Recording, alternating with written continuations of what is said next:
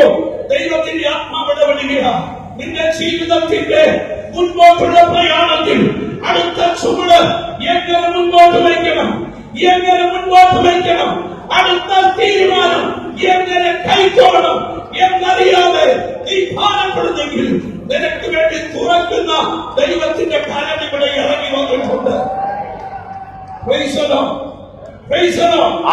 വിശ്വസിക്കുന്നതിന് കൈയ്യത്തിന് സ്തോത്രം ചെയ്യട്ടെ. ആ കരത്തിന്റെ മഹത്വത്തെ അവിടെ നമുക്ക് കാണുവാൻ കഴിയുന്നത്.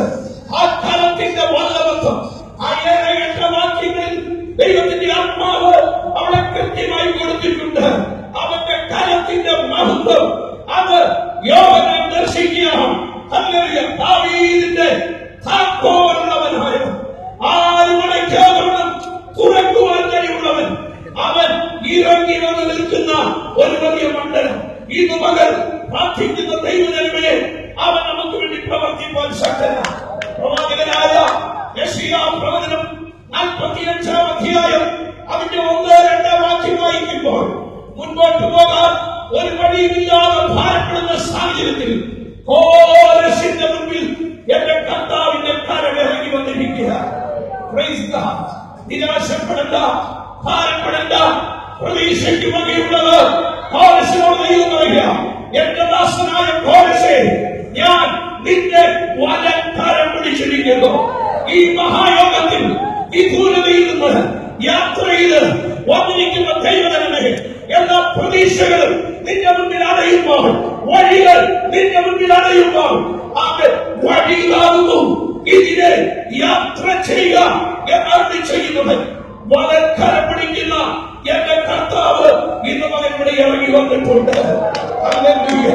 അവന്റെ പ്രത്യേകത ദൈവത്തിന്റെ ഭക്തനായ പൗലോസിന് സ്വർഗ്ഗത്തിലെ ദൈവം അത് കൃത്യമായി ബോധ്യപ്പെടുത്തുകയാണ്. പൗലോസിന്റെ മുൻപിൽ അവൻ അവന്റെ വലക്കരം പിടിച്ച് അവന്റെ മുൻപിൽ നടക്കുന്ന ദൈവത്തിന്റെ മഹാ സാന്നിധ്യത്തിന്റെ കരത്തെ പൗലോസ് കാണുക. അവിടെ എഴുതിയിരിക്കുന്നത്, കതകുകൾ അവന് തുറന്നിരിക്കേണ്ടതിനും വാതിലുകൾ അവന് അടയാതിരിക്കേണ്ടതിനും ഞാൻ അവന്റെ വലക്കരം പിടിച്ചിരിക്കുന്നു.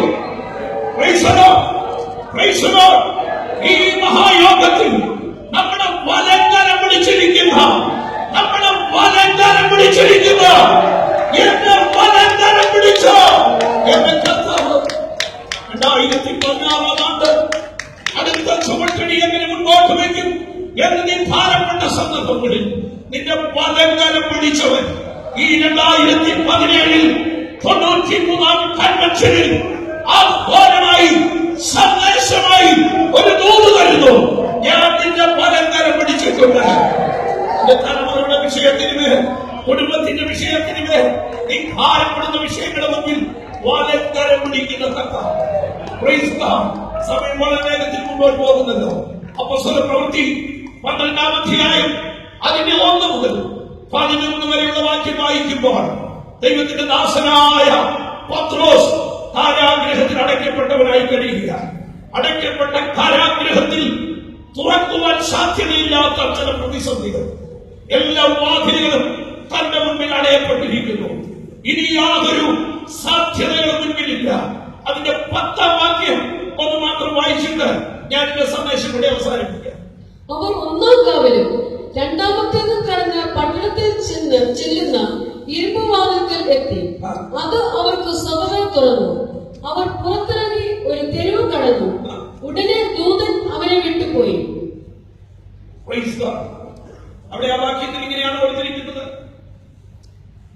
അവർ 1-ാം കാവലും 2-ാം കാവലും കടന്നു. പട്ടണത്തിന് പുറത്തേക്കുള്ള ഇരുമ്പ് വാതിൽക്കലെത്തിയപ്പോൾ എല്ലാ വാതിലുകളും ഒരുപോലെ അടഞ്ഞു കിടക്കുക. സകല വാതിലുകളും തനിക്കെതിരായി തീർന്നിരിക്കുക. എല്ലാ നിയമങ്ങളും മരണത്തിലേക്ക് തന്നെ തള്ളിവിടുമെന്ന് ലോകം ചിന്തിച്ചിരിക്കുമ്പോൾ യാക്കോബിനെ വാടിക്കൊണ്ടുവന്ന നിയമങ്ങളെ അധികാരക്കാരങ്ങൾ പത്രോസിനെ കൊല്ലുമെന്നുള്ളത് നാട് മുഴുവൻ വാർത്ത നൽകിയിരിക്കുമ്പോൾ അഭിഷേകൻ മുടങ്ങി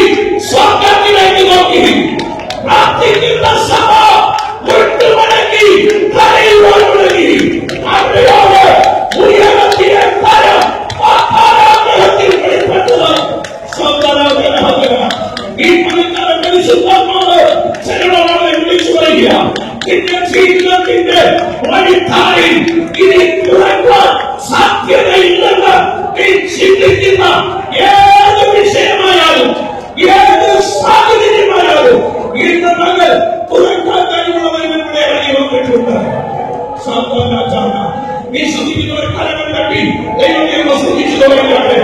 ആത്മസമയ ശക്തിയോടെ ഓരോ ആത്മനിലവിൽ ഇന്ന് രാവിലെ ആരോഗ്യത്തോടെ നിന്നെ കൊണ്ടുവന്ന ദൈവത്തിൽ, ജനത്തോടെ നിന്നെ കൊണ്ടുവന്ന ദൈവത്തെ, സൗഖ്യത്തോടെ എന്നെ എത്തിച്ച ദൈവത്തെ ശക്തിയോടെ